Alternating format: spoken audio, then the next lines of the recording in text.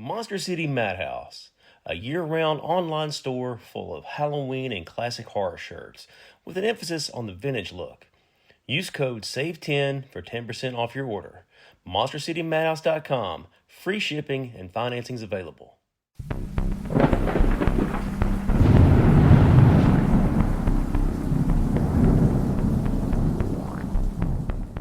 Welcome back to Southern Ghost Stories. I am the American historian, Alan Searcy. I'm glad you guys are with me today. Got a fun show lined up. But right off the top, make sure you guys are following Southern Ghost Stories on Facebook, also on Instagram. Send me some questions on there. I think I told you guys next week I'm doing a Q&A episode. I enjoy the interaction, doing the questions and answer stuff. You know, I've been to a lot of haunted places, a lot of weird, wild stuff I've seen, and I enjoy talking about it, and it's always fun to interact with you guys. So, yeah, send me some questions on Facebook, and I'll jump on those probably next week.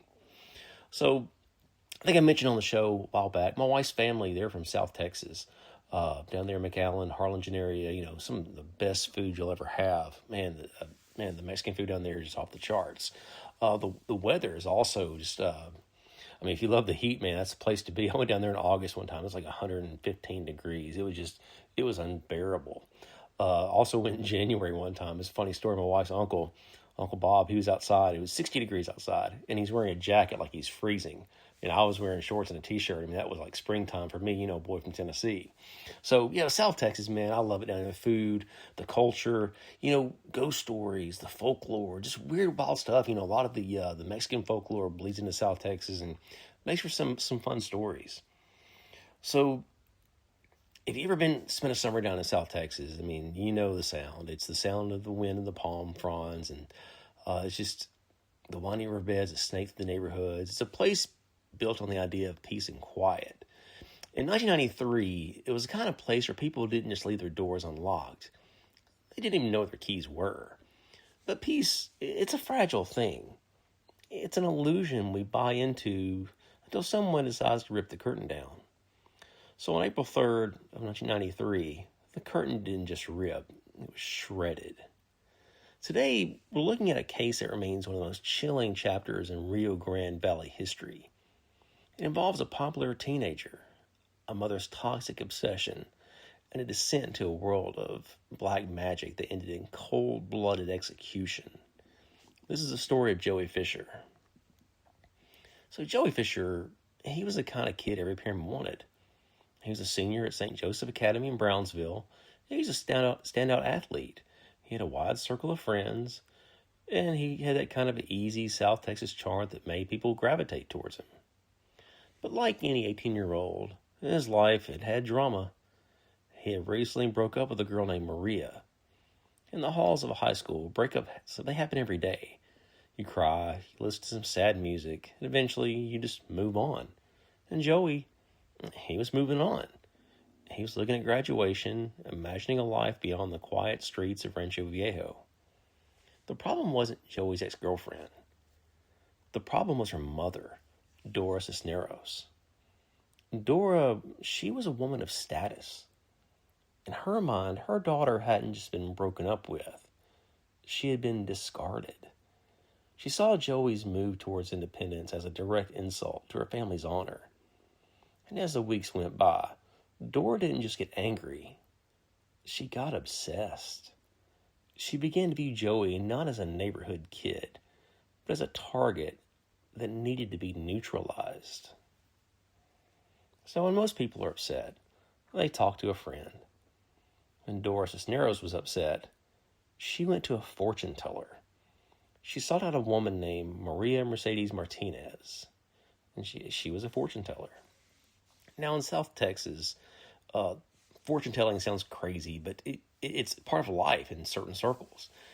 And it's usually about healing, or using herbs to fix someone's soul. But there is a shadow side to that world. Dora reportedly paid Martinez to perform a series of rituals designed to hurt Joey. We're talking about candles, incantations, and death hexes. Imagine the scene. While Joey's practicing soccer or hanging out with friends, two women are sitting in a dimly lit room, whispering his name over a flame, trying to wish him out of existence. But here's the thing about magic.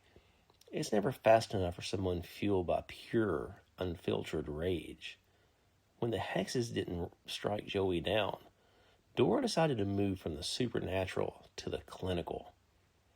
She asked the fortune teller for a different kind of service. She needed a hitman. It was 7:30 in the morning of April 3rd. Joey was in the middle of his morning routine. He had just stepped out of the shower. His pants were home, the sun was up, and the neighborhood was waking up around him. Well, there was a knock at the door. Joey, likely thinking it was a friend or neighbor, went to answer it. He was still in his towel. Standing on the porch were two men. They had traveled across from the border from Mexico and allegedly hired through the fortune teller for the price of $3,000. They asked Joey if his car was for sale. It was a distraction, a way to get him just, a little bit closer to him. Before Joey could even process the question, one of the men pulled out a handgun. He fired point blank. Joey fell in his own hallway, the blood staining the floor of the home where he should have been the safest. The shooters ran to a waiting car and vanished into the morning traffic of Highway 77. And the police, they were initially baffled. This didn't look like a robbery. It didn't look like a gang hit. It looked like an execution. But why execute a kid from high school? The break in the case didn't come from forensic science. It came from the community. Rumors of Dora's obsession and her visits to the fortune teller began to leak out. When investigators started pulling on that thread, the whole grisly thing unraveled. The fortune teller, she broke. She admitted to being the bridge between the mother's rage and the hitman's greed. In the trial, as you would expect, it was just a media firestorm. It turned a mirror on the valley, showing a side of the culture that people didn't usually talk about. The intersection of old world superstition and modern day violence. Dora Cisneros, a socialite, the protected mother, she was sentenced to life in prison. She died behind bars, just recently, 2026. She never admitted she did it. She spent decades maintaining she was a victim of a witch hunt. An ironic choice of words, given the circumstances. Lots of wild stories. Rancho Viejo. Today, the house there in Rancho Viejo, it's just another house. The golfers still drive by, the sun still sets over the palms, and life goes on. But for those who were there in 93, the air feels thinner, closer to that cul-de-sac. Joey Fischer's stories remind of the most dangerous thing in our world. They're not the monsters under the bed, or the legends of the Lechuza crying in the trees. The real monsters are the ones we harbor inside ourselves, the grudges we don't let go of, and the obsession that can turn a mother's love into a weapon. So, if you drive through Edinburgh, Texas, you'll see a building that looks like it belongs in a medieval landscape rather than a modern bordered city. It's the Old Hidalgo County Jail. It was built back in 1910, and it had these red brick walls that were so thick they felt like they could withstand a siege. Today it's the crown jewel of the Museum of South Texas History. People go there to look at pioneer wagons and citrus labels. But if you look up at the tower, the one that looms over the courtyard, you're looking at a place designed for a very specific, very grim purpose. It's the Gallows Tower. And for over a century, it's held the memory of a single morning in 1913. In the history of the Hidalgo County, only one man has ever legally been executed by hanging on those grounds. His name was Abram Ortiz. He wasn't a famous bandit or some kind of revolutionary hero. He was a man caught in a cycle of violence that ended at the end of a rope. Today, we're going back to the dusty streets of the early 20th century valley to uncover the crime, the trial, and the ghost that reportedly still walks the hanging tower. And to understand Abram Ortiz, you have to understand the Rio Grande Valley of 1912. It was a rugged, often lawless place. Border disputes, cattle rustling, and family feuds were the currency of the day. The trouble started out on a ranch near what is now Mercedes. Abram Ortiz was a laborer. He worked the land. But he's also a man with a grievance. And history tells us that Ortiz was involved in a heated, ongoing dispute with a man named Antonio Longoria. We don't know every word that was said between them, but we know how it ended, with a gun in Ortiz's hand. On a hot afternoon in 1912, Ortiz, he tracked Longoria down. Witnesses described it as a cold-blooded ambush. Ortiz fired multiple shots, leaving Longoria dead in the Texas dirt. In those days, justice in the valley could be swift and unofficial, the law of the six-shooter. But the authorities wanted to make an example of this case. They wanted to show that the new county seat in Edinburgh was a place of quote-unquote civilized law. Ortiz was arrested and brought to the brand new jail in Edinburgh. He was locked behind those massive iron bars, waiting for a trial that would decide if he'd be the first man to test the jail's built-in execution chamber. And as you would expect, the trial, it was the talk of the town. People rode in from miles around to see the Mercedes murderer. In 1913, the courtroom wasn't just a place of law. It was the primary source of entertainment and gossip. The evidence against Ortiz, it was staggering. Eyewitnesses identified him. The motive, revenge, it was clear. Despite his defense's attempt to frame it as a fair fight or a heat of passion incident, the jury, they didn't budge. They came back with a verdict that was rare for the time. Death by hanging. Now, you have to imagine what was going through Abram's mind. He spent months in that cell. He could hear the court construction outside. He could hear the guards testing the trap door in the tower above him. Thump, thump, thump. The sound of a weighted sandbag hitting the end of a rope, echoing through the brick hallways. Well, while he waited, Ortiz became a figure of pity for some and a monster to others. He spent his final nights in the death cell, a small cramped room located just a short walk from the gallows. He wasn't just waiting for death. He's waiting to become a footnote in history. March 28, 1913. Dawn in Edinburgh. The air is likely heavy with that South Texas humidity. Inside the jail, the atmosphere was suffocating. Abram Ortiz was led out of the cell. His hands were bound. His legs were shackled. The sound of those chains, that clink-drag, clink-drag, it's a sound that witnesses said stayed with him for years. He had to climb the narrow, winding wooden stairways of the tower. It's a steep climb. Every step took him further from the earth and closer to the beam. A small group of officials and witnesses gathered in the enclosed courtyard. This wasn't a public hanging. The law had recently changed to keep executions private, behind walls. Well, that morning the black hood was placed over his head. The noose, coated in tallow to make it slide smoothly, was tightened around his neck. At 11:23 a.m., the trap door snapped. Abram Ortiz dropped into the darkness of the tower's base. It was over. The physician pronounced him dead, and the civilized law of Hidalgo County had its first official execution. But as the body was lowered, the stories began. Today, that jail is no longer a place of punishment. It's a place of education. But if you talk to the staff at the Museum of South Texas History, the ones who stay late to lock up or arrive early when the building is quiet, they'll tell you that the jail hasn't forgotten Abram Ortiz. Most common report, the sound. That same clink-drag of heavy shackles moving across the floorboards in the upper gallery. It's a sound that doesn't belong in a modern museum, yet it persists. Some visitors have reported seeing a shadow in the corner of their eye, a man in period clothing standing near the gallows tower, but he vanishes when they turn to look.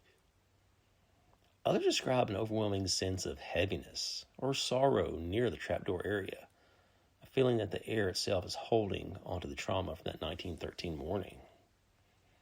The hanging tower remains the focal point. It's said that on the anniversary of his execution, The footsteps on the wooden stairs are the loudest. A man condemned to repeat his final walk over and over in a loop that spans a century. Abram Ortiz was a man who lived by the violence of the Old West and died by the bureaucracy of the New South Texas. Whether his spirit truly lingers in those red brick walls or if it's just the echoes of our own imagination, the old jail stands as a monument to a time when the law was harsh as the sun. Next time you're in Edinburgh, stop by the museum. Look up at that tower. And if you hear a metallic rattle or a heavy footstep on the floorboards above you, don't worry. It's just Abram. He's making his final walk. Again. So something I really love about South Texas, and I mentioned this earlier, is cryptid stories. There's just wild, weird stuff in South Texas. So if you grew up down there, your parents, they didn't warn you about the boogeyman. They warned you about the trees. They told you that if you stayed out past the streetlights, or if you wandered too close to the edge of the road, you might hear something you weren't meant to hear. Maybe it's a long, low whistle. Maybe it's a sound like a neighbor calling your name from the shadows. Or worst of all, maybe it's the sound of a baby, abandoned and crying somewhere deep in the brush. In the Rio Grande Valley, that sound has a name. It's the calling card of Lechuza. She isn't a ghost, and she's not quite an animal. She's something older, something fueled by a very human kind of sprite. Today we're looking at the legend that keeps the windows locked from Harlingen to McAllen, the witch owl of the borderlands. The legend of Lechuza starts with a woman. The stories vary. Sometimes she was a woman wronged by her village, a mother who lost her children, or a practitioner of the dark arts who was just cast out by the village. But the core of the story is always the same. She made a deal. She traded her soul for the power to take revenge, and that power manifested itself in a terrifying physical shift. By day, she might look like a regular woman, perhaps a bit reclusive, perhaps the neighbor you avoid eye contact with. But when the sun dips below the horizon, she becomes something else. Imagine a bird with a wingspan of 7 feet, feathers the color of bone or soot. But as it swoops down towards your roof, you realize the head isn't that of an owl. It's the face of an old woman. Sunken eyes, a crooked nose, and a mouth that can mimic any sound it's ever heard. This is the mimic of the valleys. She doesn't hunt like a predator. She hunts like a trap. She uses your own empathy against you, luring you out into the night to rescue a child that just doesn't exist. There's a specific kind of fear that comes with a Lechuza sighting. It's not just the sight of her, it's the persistence. People in the valley have reported her perched on their cars, her talons scraping against the metal or scratching at the window screens of a nursery. She's said to be an omen of death. If she circles your house, someone inside is marked. But unlike many monsters, there's a very specific, very valley way to fight back. It's a 2-step process passed down through generations. First, salt. You carry it in your pocket. You throw it at her to burn her wings and to keep her at bay. But salt alone, it won't do it. You have to break her spirit. And you do that by swearing at her. You don't pray. You insult. You use the most colorful, aggressive Spanish slang you can think of. You scream at her until her concentration breaks. Until the witch inside the owl realizes she has no power over you. It's a battle of wills played out in the dark under the South Texas moon. Science will tell you it's no Lechuza. It's just a great horned owl or a barn owl protecting its nest. They'll tell you that the crying is just the wind or a territorial screech. But when you're standing in the driveway at 2 a.m. and a massive shadow blocks out the stars, science just doesn't feel like it's enough. The legend of Lechuza persists because it touches on something real, the fear of being lured into the dark by something that sounds like home.